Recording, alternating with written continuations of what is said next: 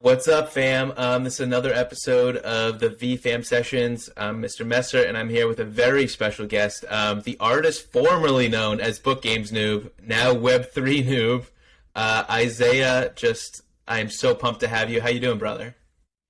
Good, Rob. I'm happy to be here. Thank you for having me. Yeah, I'm excited. Looking forward to it. Artist. And I've never been referred to as an artist before, but I will take it. well, I'm always used to seeing you and hearing you as VeeFriends, and I went and checked out your Twitter just a little while ago, and I saw Web3Newb. I'm like, oh, he's moving up in the world. But it's gonna be yeah, there's gonna be some clout when you can say in a few years like I knew him when he was book games noob. I got to keep you on your toes. That's the only Yeah. change. So pumped to just I don't even need to ask you anything. I'll just jam with you for a little bit. Thanks so much for being on. But quick, I always like to ask, can you give us like the 55-second like cliff notes of a little bit about yourself pre Web3? 55 seconds pre-Web 3. Okay. Little background. From the Bay Area, born and raised Bay Area. Went to South San Francisco high school. Then I went to 4 years of business school, graduated with my bachelor's business administration, concentration in marketing, and then I was pretty much doing like entry level admin positions, some remote, some in office, a lot in like the real estate field. That's just because that's where I ended up. Wasn't passionate about it. Definitely love marketing, but not in that industry. Just kind of was bouncing job to job. I got a lot of love from my family, but I would like to move out of mom's house, which I'm still here. But that's pre-Web3. And then about a year ago, a little over a year now, I got into Doge first, just because my girlfriend was riding that up and threw me $100 and said, you got to get in on this. And $100 being the gambler that I already was not enough for me. So I started putting more money in. Rode that up, wrote it down, wrote it up, wrote it down. Then tried to be a little bit more maybe responsible with my investments. Got into NFTs in December. Got into book games and VeeFriends in March. And I like to think I'm learning a thing or two. I'm super passionate about the space, the technology, especially Bitcoin, Ethereum. And I'm just a noob, bro. I'm just here to learn. I'm here to hopefully make $1 or two. I haven't made much money on the investment side yet, but been able to make some incredible relationships. I'm definitely past 55 seconds now, but Yeah. that's a good little place to start. Well, yeah, if you didn't say I was going to, you've definitely made many relationships, and that's just me looking from the sidelines, and definitely many impressions on a lot of people in this wonderful community. But to back up a little bit, when was the first time you heard the name Gary Vee? Actually, I've been following Gary on and off, I suppose, because I totally missed VF1, but I've been following him since at least college. When I first started working as a remote admin assistant for a loan officer in San Francisco, he actually put me on. He was an older cat, but super successful in the business, and he told me about Gary, and I got super into his content.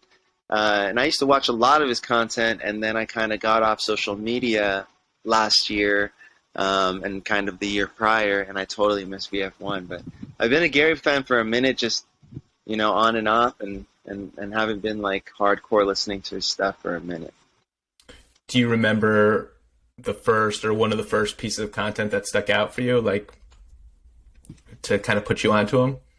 I know my boss had mentioned his book, and I think it might have been Crushing It. Okay. And then I got on YouTube, and I couldn't tell you the first piece of content, but I just remember feeling like this guy was like, I don't know, he made me feel something. And at first it was like I kind of got a warning signal in my head, kind of my antennas went up, like, okay, like this guy's trying to tell me something, he's too good.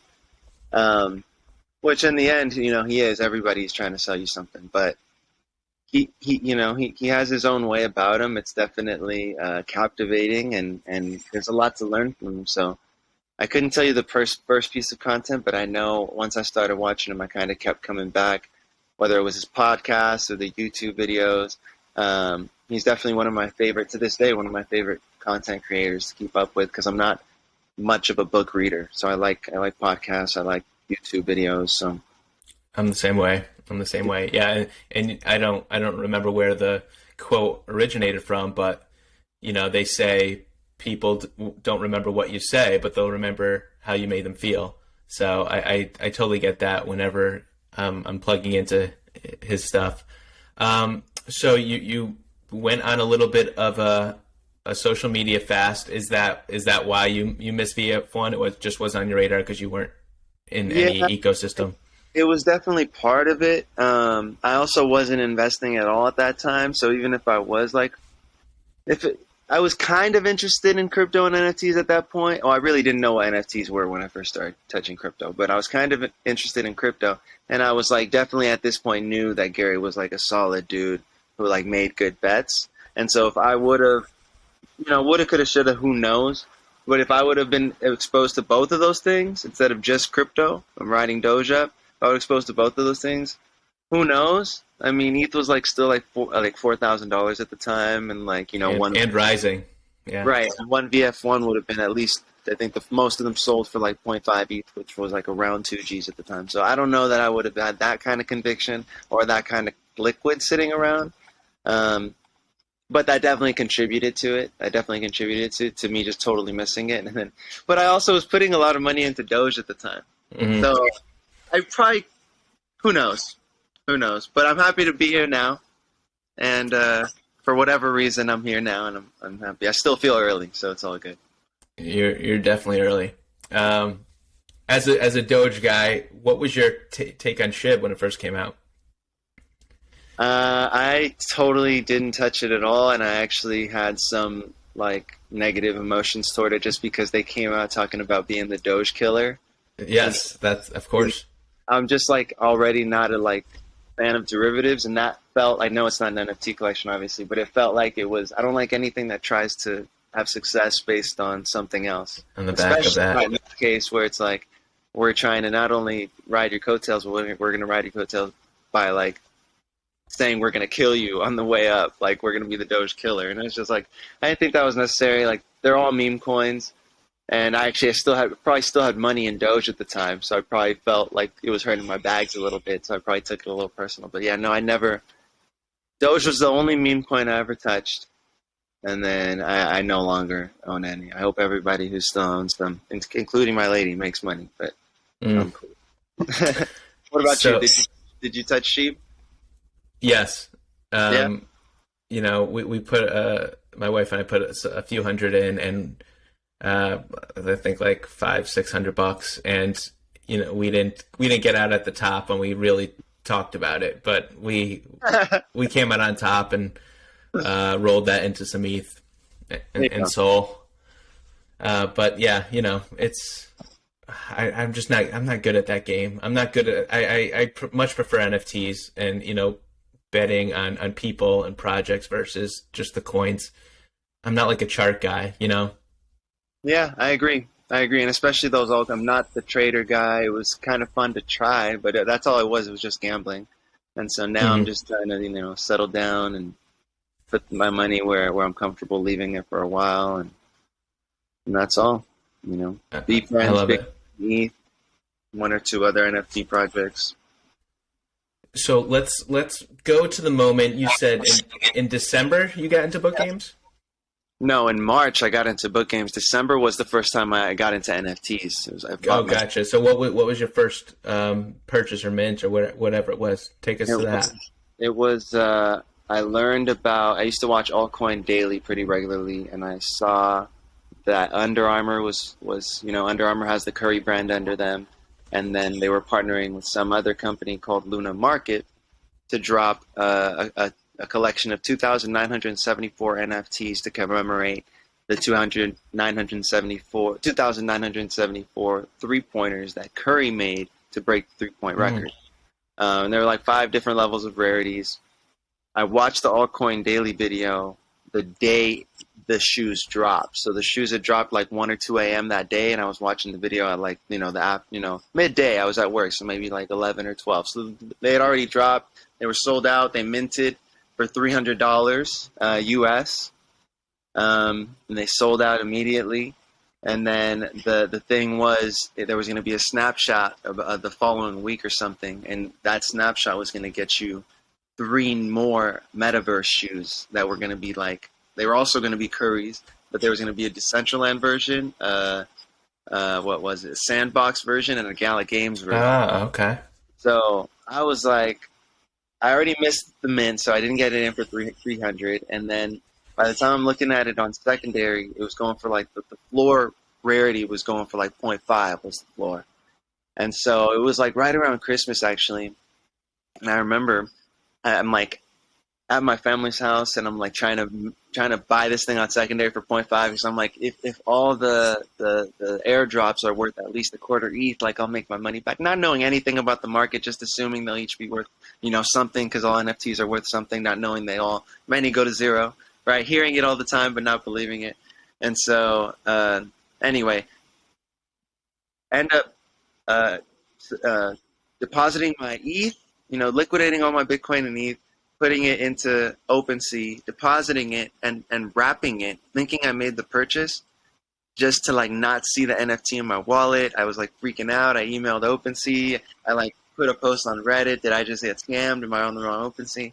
Ended up by the next day, I figured out that I had successfully wrapped my ETH, but I hadn't clicked buy now. So the ETH left my wallet, but it was in OpenSea. Yeah. And so by that time, the floor had risen. It was like the snapshot was like either that day or the next day, and the floor had risen to like 0.8. Oh. And so I still had enough, dude, bought in at 0.8. And of course, after the snapshot, it dumped to like sub 0.2 in like a week. And the airdrops ended up not being worth that much. And it's like it's a perfect metaphor for like my whole time in crypto and Web3, really, because I'm super down on that investment. But I ended up kind of sticking with the team because I had a feeling this like mysterious Luna market team either was, Under Armour and Curry brand, like stepping into the Web3's space without like putting their brand on the line, or they were just like really connected with them. So I'm like, I just kept rocking with them, ended up becoming a volunteer mod, and now they're talking about, possibly me becoming lead mod for the Curry brand Discord. So let's go. Congrats. Relationships are paying off a little bit, so I appreciate it. But yeah, that's it. That was my first NFT, and then the next NFT I bought was book games in March when I learned about book games. That's amazing. And we're talking about December, and I'm reading a tweet of yours on June 28th, which is yesterday. June 28th, 2022, you said, no, there's no need to rush. Take your time. Like you said, how you're talking about sticking it out and everything. And, some people stick out things that they don't want to be in for years. Like we're only talking about 6 months and like it's paying off. So I love how you're imploring that patience. But yeah, let's go to March now. We're talking about March 2022. How did you end up aping into book games? So books, Gary did the thing in August 2021, buy 12 books, you get this free airdrop. They came in January. So bring us to March. How did you get in and why? Yeah, so I totally missed August. Like I said, I was definitely in crypto, losing a bunch of money, probably playing with options at that point, just doing too much. Totally missed that. And then December, I got into that project. By March, I was like, okay, I'm down a bunch on this NFT. I want to keep investing in Bitcoin and Ethereum. I'm just going to put my money in Bitcoin and Ethereum. And then I had notifications on for VeeFriends and for Gary, because I knew VF2 was kind of coming soon. The floor on book games was kind of high. I was about to turn off notifications for Gary and for VeeFriends, and I was like, okay, I'm done feeling FOMO. I give up on this project. I missed it, whatever. And like, instead of like turning off notifications, I think I noticed that Gary and the team were doing an AMA in the Discord. So I was like, okay, let me just go hop in real quick. And I hopped in. It was my first time I'd never been on a Twitter Spaces before. This was in March, like months ago. And, I hop in and I see all these little, so this was in Discord, I see all these little circles and I hear Gary in my ear and I'm like, this is really Gary like in my ear right now? Like, there's no way. And he's talking about, okay, yeah, every book game gives you a 20% shot. He's like, I would recommend if you really want to get into VF2 or VeeFriends, he's like, I would recommend getting 5. That'll give you a good shot at getting at least one, friends list spot. And, book games are point 0.2 right now. You can get in and it'll be about 2 ETH and, we'll do it. And so I was like, okay. Like, so I liquidated all my Bitcoin, my ETH again and kind of budgeted out. I looked at my month. It was early March. I was like, how many book games can I get? Can I make it to 5? And he's like, get the same frame. The first book game I got was a black one. So the next 4 I got were black. And I called my dad and I called 2 other homies who I know are okay with their money and may or may not be interested in something like this. And they immediately, all 3 of them were like, yeah, like, we're with you. If you think it's a good investment, like, we'll go in with you. By the end of March, we had 10 book games. 5 black and 5 gold. We ended up only getting 1 out of 10 friends list spots, and so that was like a punch to the gut. Yeah, that's. And so we ended up trading 5 of our gold for another mint list spot, which was like not the worst trade, it turns out. And then we ended up winning 1 of the public Discord spots. So we ended up getting 3 spots. And we still hold, but the pools we got were actually pretty sweet. And I will say, before I say the pools we got, shouts out to Jeremy, because after that AMA ended, I definitely went straight to Twitter and I made my way into one of Jeremy's spaces. And that was my first time on Twitter spaces, was one of Jeremy's. And I remember my first time requesting up and then being on and hearing the click, and you end up on stage. And then the timing of the voices is like current because you're on stage, and then you're like, you see the power to unmute, and you're like, oh shit. And I remember, and I still kind of get that feeling every time I start spaces or I talk in spaces or whatever. But I just remember Jeremy being super cool, everybody being super cool. And I just, we talk about that feeling again, that you feel, that you remember how you felt. I remember feeling welcome, and like, I remember just feeling like there's a place where I can learn a lot, quickly. And that's where we ended up. Our pools were really freaking sweet. We got a perspective pigeon, strategizing in the clouds. So I think that's like a freaking really good pool. And then we got the I love that, resting in Gratitude Grove, which is super sweet. Amazing. That's pretty much it. That's where we're at now. And then I just then we got into a little bit of VeeFamilia and hosting spaces, and now I'm live with Mr. Rob Messer himself on VeeFam sessions. This is fascinating to me. So let's take it back a step. So you enter your first space in March. And in 1 second, I want to talk about your space that happened on April 25th. But what happened? When did you start your first space? Why did you start your first space? Like, at some point, you said, "All right, this is cool. I'm doing it." Yeah, I had I decided I liked spaces by then. I think I remember I was in the Discord. It started because I was in the VeeFriends Discord, and there was 2 VeeFriends, one of them asking a question, the other one answering the question, as this happens in Discord. But it was in Spanish, and I thought it was a really wholesome experience. And I was like, oh, that's really cool. Like, to see part of my culture playing out here in a space where I see this people helping people happen every day, but now it's happening in Spanish, kind of nice. And I keep scrolling, and then I see Corso, who we all love, Corso, reminding these 2 individuals that it's an English-only chat. And so I'm like, oh, so I start kind of, I feel away immediately. I get emotional about it. I know Corso's doing his job, and I love Corso for doing that. But I'm like, what's the solution for people who want to ask questions in Spanish? And, Corso answered, he's like, I'm not sure, good question. And so kind of validated that there was like a need for this. I'd already kind of gotten somewhat comfortable in speaking in spaces.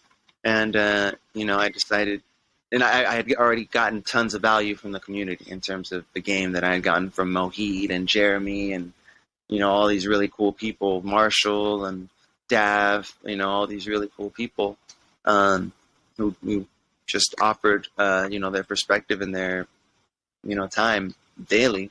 So I'm like, okay, this is one way I can help. So I started the space one Sunday. I think it wasn't VeeFamilia or anything. It was just, I think, it was VeeFriends Spanish friendly. And it was like 3 or 4 people in there. I went through the VeeFriends blog as best I could. My Spanish is like not great, and the more comfortable I am, the better I am. But sometimes it can be fairly broken.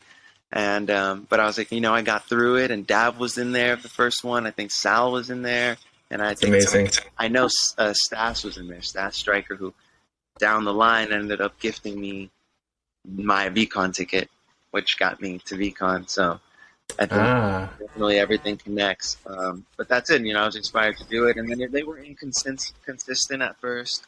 The month before VCon, I kind of got them square down every Sunday. And then now we do every Saturday, Happy Saturday, or VeeFriends Happy Saturday, and then Sunday is VeeFamilia Feliz Domingo, so Happy Sunday. Yeah, that's amazing how you just saw a need and you did it. I love the initiative. On your space on April 25th, 2022 was a little bit different. Take us to that space. Well, that was just everybody was doing spaces at that point. It was leading up to the friends list reveal, or the end of friends list mint, and then the end of regular mint, and then something like that. I think it was the last day to mint your friends list, and then I think reveal was the next day or something significant. And so Twitter was buzzing, and VeeFriends was having AMAs all the time, and I opened a space that day, and I think it was VeeFriends, and I titled it VeeFriends, and then I put last day friends list, and then reveal tomorrow or whatever. Dav was in there. Me and Dav had become, I'd been co-hosting pretty regularly at that point.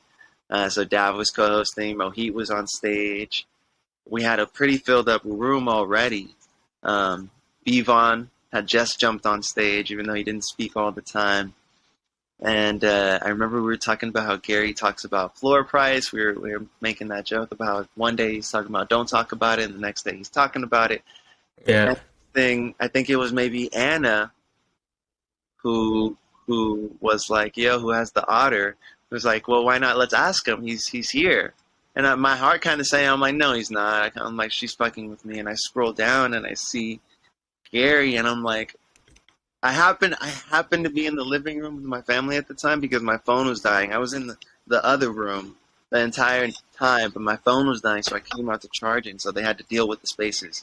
And so I come out, but I happened to be there with my family, and I'm like, Gary's in my space. Like, Gary's in my space right now. Like, they're like, what do you mean? He's in your, what does that mean? Like, he's right he's in here. And they're like, get him on stage. I think it was Anna, and she's like, get him on stage. Why don't we get him on stage? And Mohit goes, wait, is Gary really here?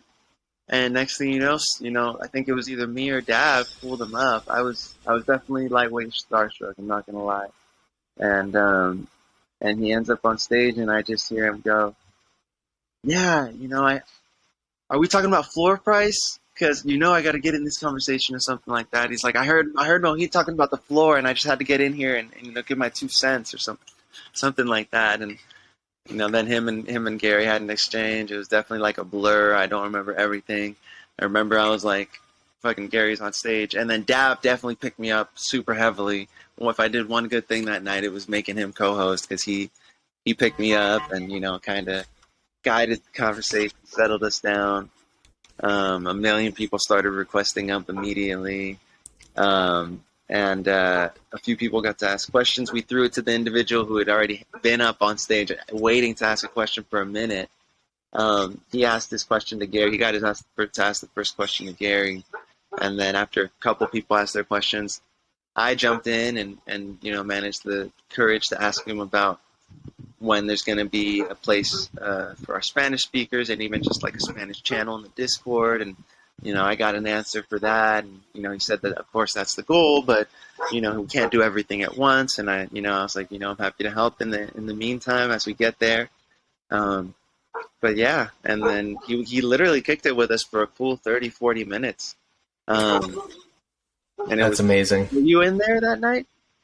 I was not. and going back, I remember like it was all March and April was just pure mania. Like there was spaces all day, morning, afternoon, and night, because there's just so much happening. There's just so much good juju Yeah. going around, like pontification, like strategy. Like it was crazy. People joining, people becoming friends, like and doing more stuff like you and Dav. There's just so much. I remember seeing the mania on Twitter, but I did miss it. And I was. Did anyone get a recording of that? Because it's not there now. It's gone. It's absolutely gone. I think they delete after a month, so we're gonna have to have them back on. Because I had it. That was my pinned tweet for the longest time. I guess for like a month, something like that. And then next thing I know, I'm on my profile and it's Spaces has ended. It no longer said, like it usually suggests right. Ended, and I was like, oh, it's gone. There it is. So what a cool moment, and had you not started Spaces, like you wouldn't have experienced that, and I'm sure like that really helped highlight you and what your story and what you're doing. So cool. So as you've kind of progressed in the last few months, you've gotten really deeper in the community. Now, someone that wasn't into NFTs at all, someone that stopped social media, and I'm sure interacting with people that way, period. Like, what has really helped push you to want to do that? Be like, you're a community guy. Like, people just know you. People love you. Like, what's brought this on? I'm really grateful, first of all, and I like to like remind people that like the me that they know is not like me, right? And the people that any of us know on Twitter or any social media is like not them. And I would love it if people would like actually get to know me. Like at VCon is a great opportunity, or like at meetups, local meetups, or whatever. I'm really excited to like actually get to know people and them to know like me with all my faults, and like then still think I'm cool, but. Right now, I think it's great that people think I'm adding value, but like, I'm not doing anything that anybody else can't. That being said, I am comfortable producing content. I did take a break from social media, but I've been on social media for a while. I during lockdown, I got on TikTok for the first time, and I kind of always been kind of more private with my social. I use it more to stay connected with people. Never really showed my face. And then when lockdown started, I was like, okay, definitely someone inspired from Gary. I was like, okay, I'm finally gonna, put myself out there. Let's see what happens. And I was like, I knew TikTok was the spot thanks to Gary. And so I started kind of putting myself out there. I started making videos like crazy. I knew I needed to respond to every comment. So Gary has always been like a driver for me as soon as I learned about him. And I ended up building a little bit of a following on TikTok. I was going live every day. This was, like I said, like maybe February 2020. And I built up. I have a TikTok account right now with like, and it's just been stagnant, totally plateaued for like a year now. But like with like a little over 20,000 followers, and so I'm comfortable like speaking, comfortable making content. I also did it for. Instagram. On Instagram, I've managed accounts before, so it's not something that like I'm new to, but it just wasn't something that I was doing at that time in my life. I was just trying to absorb as much information as possible, especially in this new space that I know can be kind of sharky sometimes, and kind of like you'll get sure. eaten up. And so I was trying to come in with humility, and that's why my entire time when I got on Twitter, I was just trying to learn. When I got into book games. In early March, I had less than 100 followers because I wasn't posting content on Twitter. And so then I just, kind of started putting myself out there. That night with Gary jumping in, I jumped from like 400 followers, which was all VeeFriends, to maybe like 900. And then from there, it just, kind of kept going. Of course, I was a little more encouraged to kind of keep making spaces and to VCon, that mania, like you said. It's just right place, right time. The community from beginning to now has just been so supportive and so encouraging. And so it's I'm just doing my best to just reflect that love and value right back. And you definitely emulated it, like radiated it, I should say, at VCon. Like, you know, they they talked about like having like a scavenger hunt at VCon, like that people like pontificated that earlier. If they do one for 2023, one of the things should be like to get an Isaiah hug, because like just like you just got to do it. It's just an experience. But it was cool to see you in your McDonald's visor. Yeah, what's the story behind that? Give us a little backstory. Same thing. It's like it's all connected. Got into the space a year ago, and I was like, I'm here to learn. And I think I definitely did. That wasn't my first PFP. I forget what my original PFP was, but it was like I experienced my first huge crypto dump in May of 2021, 2022. So May of 2021, like about a year ago, going into the summer, right? And crypto, bear market Twitter is the best Twitter for the memes. Like if you didn't know then, you know now. Yeah. So that's when I first found this meme, and I was like, dude, this is perfect. I was already crypto noob, and I was like, this is perfect. I've also, McDonald's happened to be my first job. And so I was like, this is perfect. Like, not only am I crypto noob, but like, worst case scenario, this is where I'm at. Like, broke, this space makes me zero money, and like that needs to be my mentality. So I knew that from the beginning. I've made a million mistakes. That hasn't stopped me from making a million mistakes. But I think it maybe has stopped me from making 1,000,001. Just kind of come in with that humility, and just like that crypto noob, or now I was crypto noob, and then I was book games noob, and now I'm Web3 noob. Just like that, like the McDonald's PFP is just like, again, just like coming in with humility. I'm here to learn. The day I stop learning is the day I stop winning. And so, yeah, that's it. That's the story. I was crypto noob, and then it's not, I don't see it changing. I don't see it ever. And then the VCon thing, I think somebody said it as a joke. And then I was like, should I do it? And then we got a bunch of engagement. I was like, okay, I'll do it. Boom. And my mom is the one who ended up buying me the hat on Amazon. Oh, I love that. It was great. It was great branding. Yeah, and it's I think the best branding and marketing is kind of that organic vibe, and it just kind of happened. Now people know me as the McDonald's entity. There's a McDonald's hat goblin, and people send it to me, and like somebody else made their profile pic the same one I have, and somebody was like, "Wait, didn't you make this?" I'm like, "No, dude, this is a meme. Like, this is totally fair game." Like. But I think it's cool that people associate it with me. I think it's kind of cool. Totally. I'm in our space, particularly Ethereum.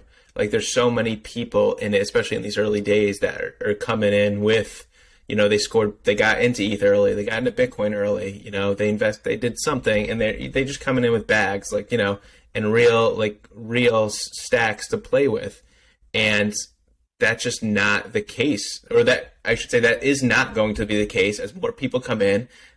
Like, they're just not, they're not in that situation. Like me, like I got priced out of V1, like especially I was on the cusp, and like as soon as like that week that launched, like I was out. Like in retrospect, I could have done a lot of things to just make it happen, and I kicked myself for not doing that. But whatever.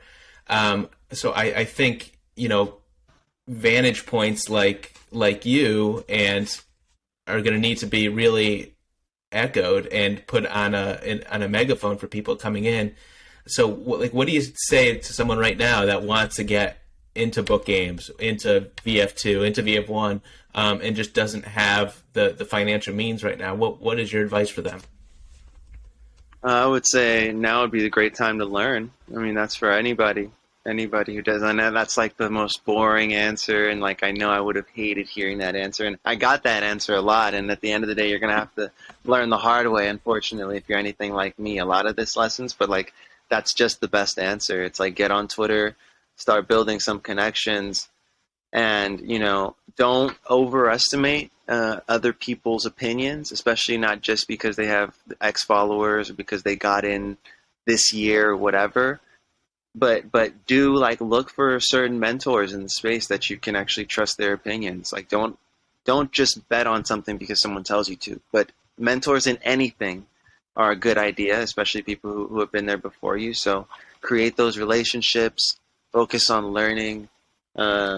You know, especially if you don't have the means. If you don't have the means, you don't have the means to invest, but you always have the means to learn.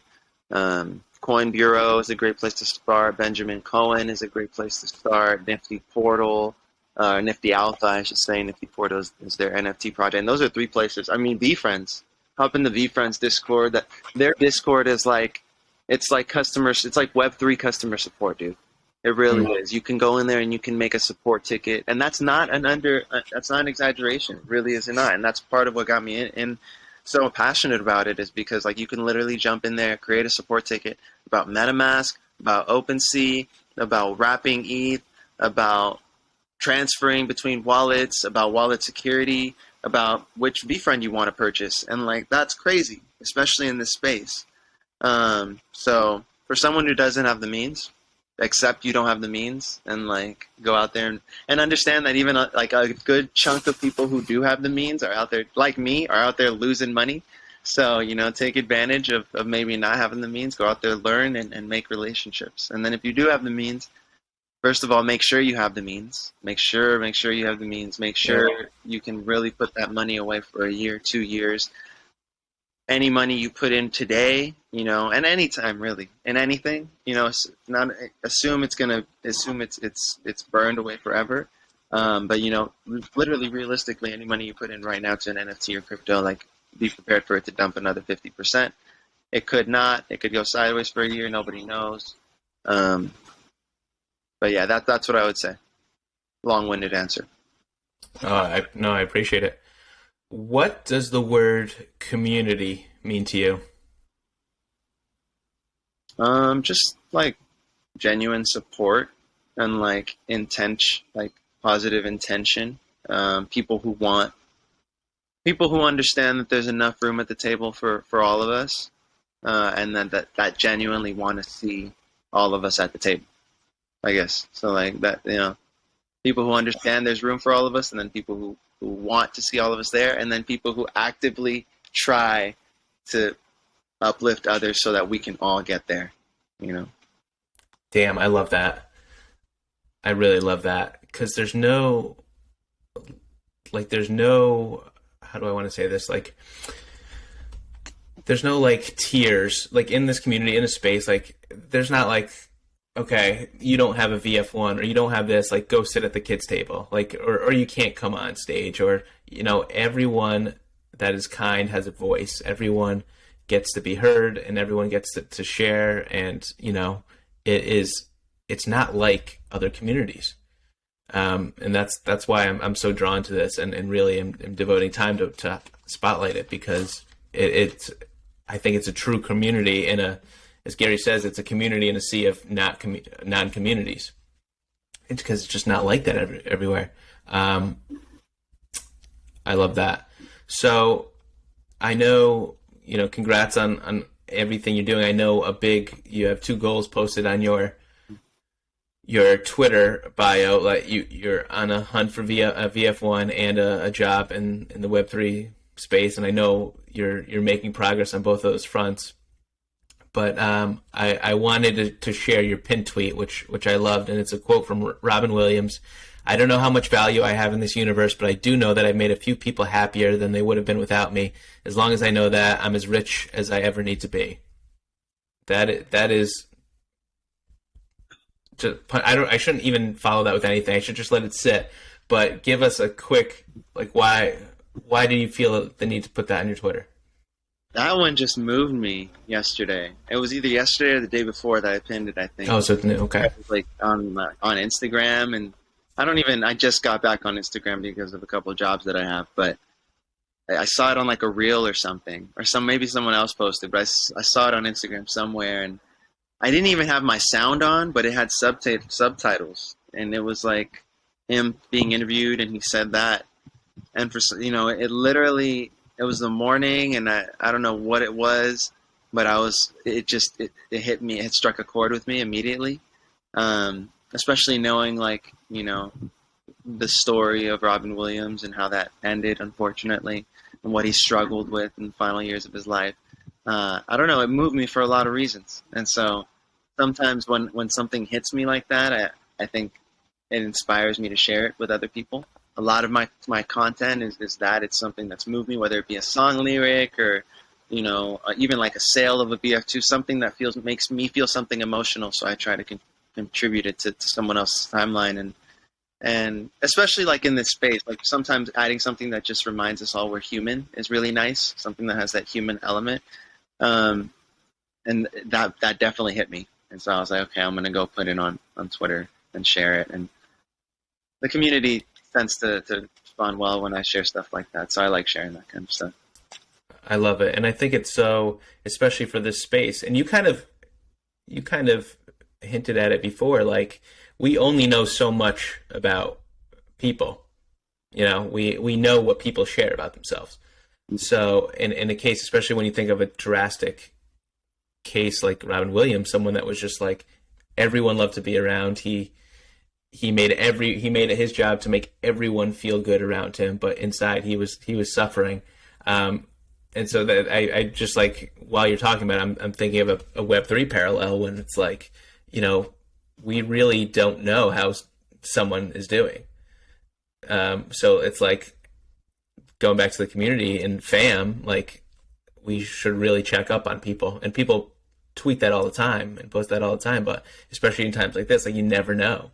So like say what's up, shoot someone a DM, like hop on a one-on-one like this, like just super important. So that's my PSA.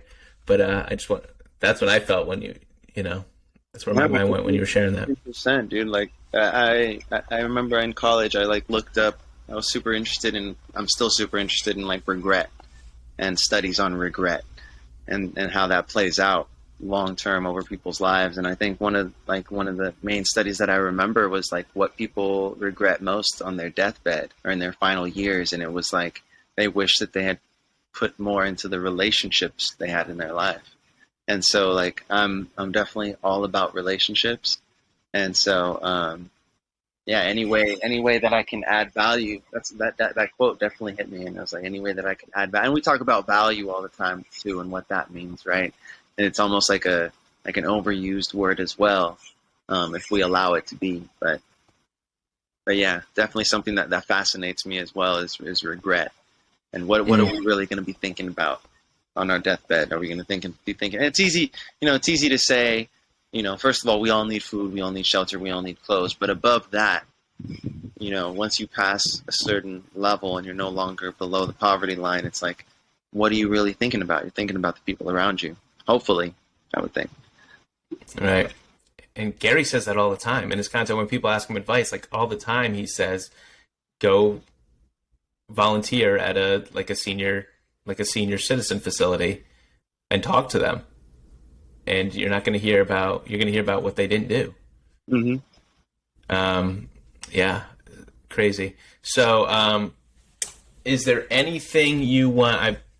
Again, thanks so much for your time. Before we get into my last little segment here, is there anything that you want to plug? I know you got a few things brewing. Is there anything you want to share with the listeners?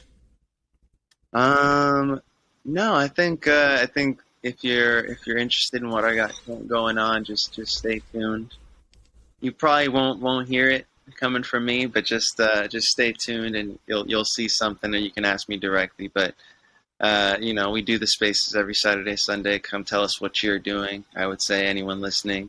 I mean, you too, Rob. I know that people want to learn more about these VeeFam sessions. Thank you for having me on. It really is an honor. I want to get to know you better. Looking forward to seeing you at the next VCon, and yes, just continuing to chop it up, man. Like I really want to actively support you in whatever you got going. So please keep me in the loop. I appreciate it. And can you just shout out? I'm definitely going to follow you on TikTok right now. I didn't know you were on there, but can you shout out your TikTok and your Twitter handle? Yes, TikTok. I am Isaiah Travels at Isaiah Travels, and then got it. And then on Twitter, I'm not a gambler, so just not a gambler, no E, so NOTAGAMBLR.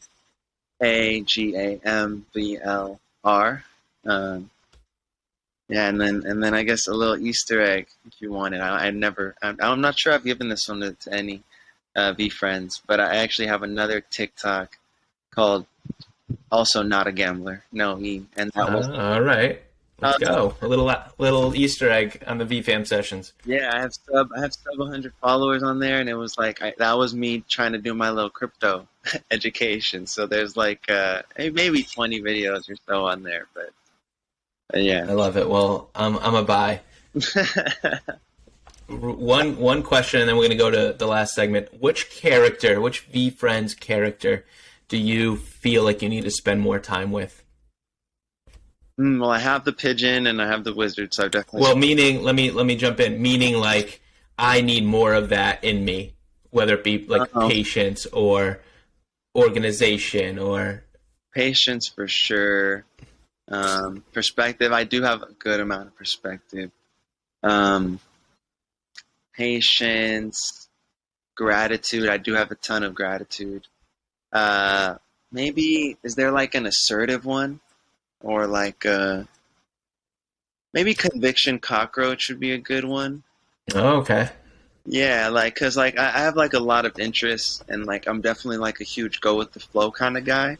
But I think that someone who can be successful and adaptable is somebody that can go with the flow, but can also create the flow, and then kind of balancing those two parallels, in a successful way that works for you.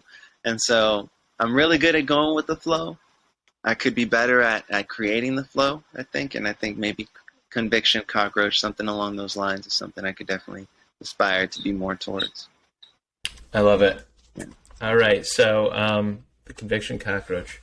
So this last segment I call micro macro spitfire. So I'm going to ask you a whole bunch of questions, and you could either just go like a macro yes or no, and that's it, or go micro, like answer it with a lot of details.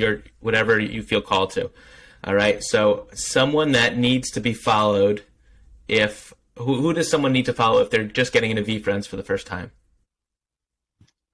Jeremy, Gary, VeeFriends, notifications on for those three for sure. And then the list can get longer if you want to get creative. But those three, those are the ones you need. Stay up to date. Got it. Hashtag notifications on. Yeah. Favorite teacher you had growing up and one reason why? Miss Fellner. I think it was kindergarten or first grade, probably kindergarten. I still remember her name, which I don't know that I could remember many of my other teachers' names from that time, but she was just a sweetheart. I remember her energy. And I remember the last day of school, she said she was going to miss me, and I still think about that lady. I hope she's well wherever she is. I love that. If there was something in your phone that only allowed you to have one social media platform for the next 5 years, which one would you keep? Twitter. Easy.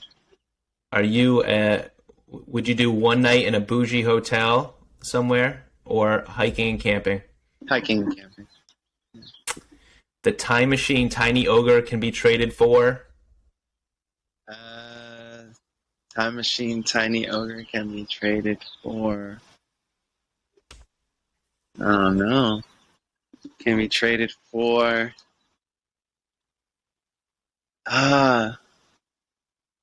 What can it be traded for? It can be traded for... I think the most cliche answer is, but it's the first answer that comes to mind, is the Series 1 version of the new VF2 characters. Nothing wrong with that. Paper Hands Pony or the koala? Paper Hands Pony. Gratitude Gorilla or Patient Pig? Gratitude Gorilla, for me. Would you rather have a 2-hour group access dinner with Gary, you and a whole bunch of other people, or would you rather have a 10-minute one-on-one? 10 people, the group access? 10 people. 2 hours? I think I'll do 10 minutes one-on-one. And last question, if you're doing a space, Gary pops in again, but he says you can only ask me one more question. What are you going to ask him? I'm gonna double down. I'm gonna follow up. I'm gonna say, yo, Gary, last time we talked, you said you were working on creating Spanish Discord. How are we doing on that? Just wanted to follow up. I love that. Yeah. Well, Isaiah Noob, you are just an amazing, amazing ambassador and friend to everyone in this awesome community, and you make it that much better. So if you guys don't follow Not a Gambler, definitely get on it. Hashtag notifications on, all the things. Thank you so much for being on. Yeah, dude. Thank you. Thank you so much for having me. It truly is an honor. Anytime you want to chop it up again, you just let me know. And you already know, Rob, my DMs are open. So can't wait to get to know you better, brother. Yeah, we'll do, brother. All right. Have a great one. All right, man. You too.